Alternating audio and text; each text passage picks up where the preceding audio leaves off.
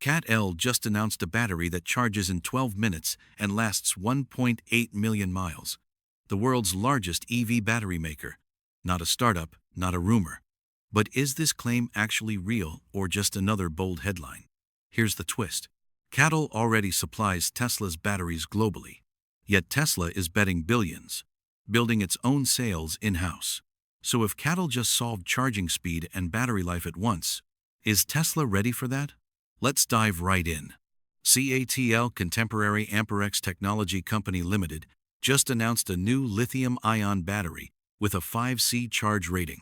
In plain terms, that means a full charge in roughly 12 minutes. It also retains 80% of its original capacity after 3,000 full charge-discharge cycles, which translates to approximately 1.8 million miles of real-world driving life. To put that in perspective, most EV batteries today are engineered to handle around 300,000 miles before meaningful degradation sets in. CATL's claim is 6 times that number. Will most drivers actually put 1.8 million miles on one battery pack? Probably not. But that's not the real point. If even half of that performance holds in real-world conditions, battery degradation stops being a conversation EV owners ever need to have. The anxiety disappears. And when the anxiety disappears, mainstream adoption follows. One thing worth being honest about: no independent third-party validation has been published yet, and mass production timelines haven't been officially confirmed. We're working from CATL's own disclosures and reporting from Clean Technica and Battery Tech Network. The question isn't whether CATL is exaggerating. It's how closely real-world performance will track the lab results. That gap is where every major battery claim in history has either proven itself or quietly faded. So, do you think CATL can actually deliver on this in production vehicles? Or does it still feel too good to be true? Drop your take in the comments. When electricity enters a battery at high speed, lithium ions must travel fast and slot cleanly into the graphite structure of the anode. Under normal conditions, this works fine. But under extreme fast charging, the ions move faster than the structure can absorb. Instead of integrating cleanly, they deposit on the anode surface as metallic lithium, permanently locking away active material. Capacity drops. Internal resistance climbs. The battery ages faster than it should. This process, known as lithium plating, is the silent killer of EV batteries in everyday use. CATL's approach attacked this problem from multiple angles simultaneously. Improved cathode coating uniformity keeps ions distributing evenly under high current rather than stressing specific zones. Refined electrolyte formulations maintain stable ion transport pathways even when charging speed is high. And, critically, CATL treated thermal uniformity at the cell level as a primary design constraint from the start, not something to manage afterward with external cooling systems. Uneven heat inside a cell accelerates degradation faster than almost any other factor, and controlling it structurally changes long-term battery behavior in ways that matter to real owners. This isn't a reinvention of battery science. It's existing lithium-ion technology pushed further than anyone has managed at production scale. That distinction actually makes the commercialization path more credible, not less, because the chemistry is proven and the manufacturing processes are already understood. CATL has been supplying Tesla with lithium iron phosphate cells since 2020, starting with the Model 3 inches Shanghai before expanding to Model Y and European markets. By 2022, Tesla had delivered over 1 million vehicles powered by CATL batteries. This was not a minor arrangement. CATL became a structural part of Tesla's ability to scale globally. Tesla confirmed this publicly during its 2020 and 2021 earnings calls, framing LFP chemistry as a key tool for cost control and volume production. The practical reason was simple. LFP cells avoid nickel and cobalt, two of the most volatile materials in EV supply chains, and CATL offered stable pricing and consistent yields at exactly the moment Tesla needed both. CATL didn't just supply Tesla with batteries.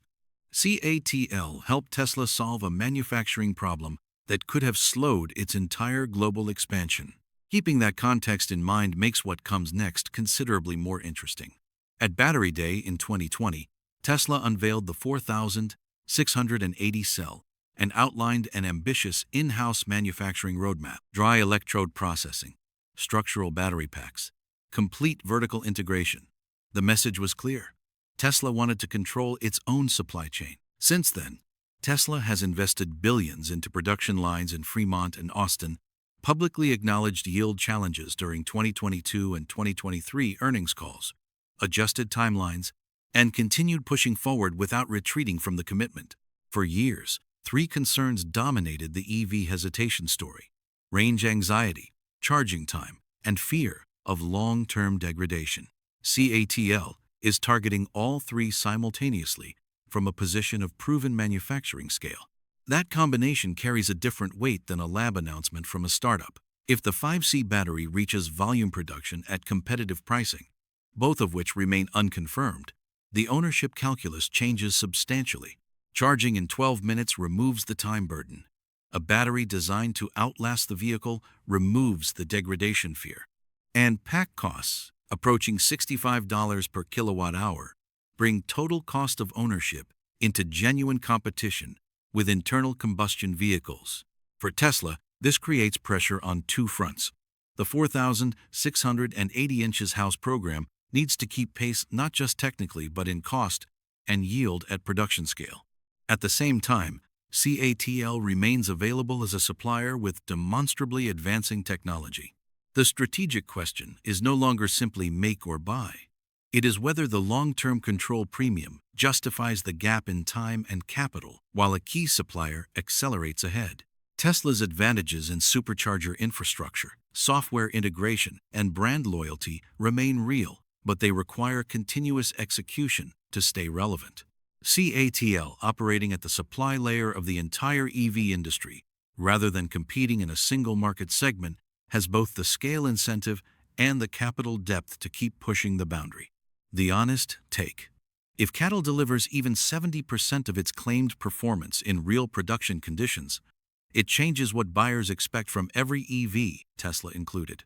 The standard has moved. The companies that respond fastest, whether by adopting these cells or by matching their performance in-house, will define what the next generation of electric vehicles actually looks like. This isn't just a battery story. It's a story about who holds the leverage in the EV industry going forward, the car maker or the cell maker. And right now, that answer is less settled than most people realize. What do you think? Should Tesla accelerate the 4,680 program or lean into CATL's technology and compete on everything else? Leave your take below. This is the conversation that actually matters for where EVs go next. CATL just raised the bar for the entire EV industry. Faster charging, longer battery life at a cost that makes mass adoption realistic. Tesla now faces a clear choice: accelerate the 4,680 program to match that standard, or leverage CATL's technology and compete on everything else. Either way, the next 2 to 3 years will determine who actually leads the EV decade ahead. This is exactly why staying informed matters more than ever. If you found this breakdown useful, hit the like button. It helps more people find this kind of analysis. Subscribe and turn on notifications so you never miss when we cover the next major development. And drop a comment below. Should Tesla go all in on in-house batteries or partner with CATL and focus on the bigger picture? The future of EVs isn't a single breakthrough. It's a series of decisions being made right now. We'll be watching every one of them.